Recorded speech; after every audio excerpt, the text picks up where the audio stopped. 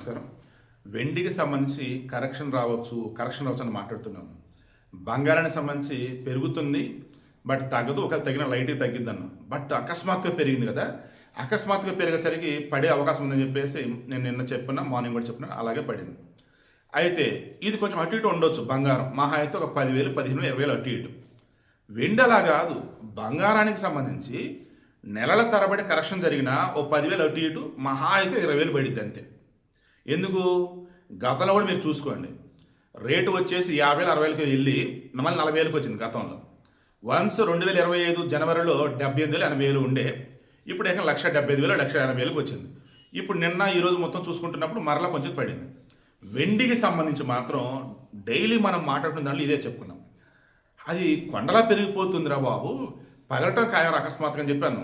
Multi commodity ఎక్స్చేంజ్లో భారీ correction, 4,15,000 చిల్లర ఉన్నది కాస్త ఈరోజు ఏకంగా 3,65,000 దాదాపు అన్నట్టు ఫ్లక్చువేట్ అవుతూ ఉంది. మల్టీ కమోడిటీ ఎక్స్చేంజ్ కావచ్చు, బులియన్ మార్కెట్లో కావచ్చు, ఓవరాల్ చూసుకుంటున్నప్పుడు వెండికి సంబంధించి భారీ కరెక్షన్ అనమాట. ఎందుకు ఏంట్రా అన్నప్పుడు చెప్పాం కదా, ఊహించిన మీద పెరుగుతూ పోయింది. అది బయట కొనేవాళ్ళు లేరు, అంటే పెరుగుతూనే పోతుంది. అంటే అది ఆర్టిఫిషియల్గా పెంచినట్టు. బంగారానికి సంబంధించి కూడా వాంటెడ్గానే పెంచారని అంటున్నారు. ఎందుకంటే బంగారం విషయాలు బయట కొనేవాళ్ళు ఎవరు లేరు, మరి రేటు పెరుగుతూ పోతుంది ఎలా?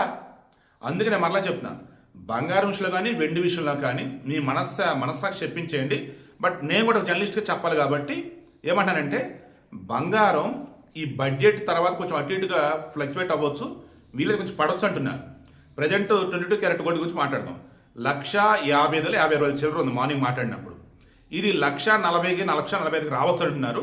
ఒకరు పెరిగిన 1,70,000 రాకపోవచ్చు అంటున్నారు. అంటే తగ్గితే ఒక 10 అటు ఇటు, పెరిగినా కానీ 10 అటు ఇటు, బట్ పెరగడం అనేది అంత రాకపోవచ్చు ఇప్పుడు అంటున్నారు. ఇది ప్యూర్లీ నా అబ్జర్వేషన్ అంతే, ఓకేనా? బంగారం విషయంలో కొంచెం ఆచితూచి అడుగు వేద్దాం అన్నట్టు ఉండండి. వెండి విషయంలో మాత్రం డైలీ చెప్తున్న దానిలోనే, బాగా వెండి ఉంటే మీ దగ్గర, బాగా డబ్బులు ఉన్నాయనుకుంటే ఉంచుకోవటం, అమ్ముకోవడం మీ చాయిస్. డబ్బు తక్కువ ఉంది బట్ వెండి ఎక్కువ ఉంది అనుకున్నప్పుడు ఒక్కసారి మరలా క్రాస్ చెక్ చేసుకొని పడుతున్నారా బాబు మార్కెట్లో అనుకున్నప్పుడు అమ్మేసుకోవడం ఉత్తమమైన నా సలహా. బట్ అంతిమంగా మీకు నచ్చిందే చేయండి. ప్రజెంట్ అయితే మాత్రం బులియన్ మార్కెట్లో కావచ్చు, మల్టీ కమోడిటీ ఎక్స్చేంజ్లో కావచ్చు, వెండికి సంబంధించి మాత్రం ఫాల్ ఉంటుంది, మళ్ళీ కొంచెం అప్ ఉంటుంది. ఆ ఫాల్ ఉంటుంది, మళ్ళీ అప్ ఉంటుంది. తేడాగా అయితే ఉంది.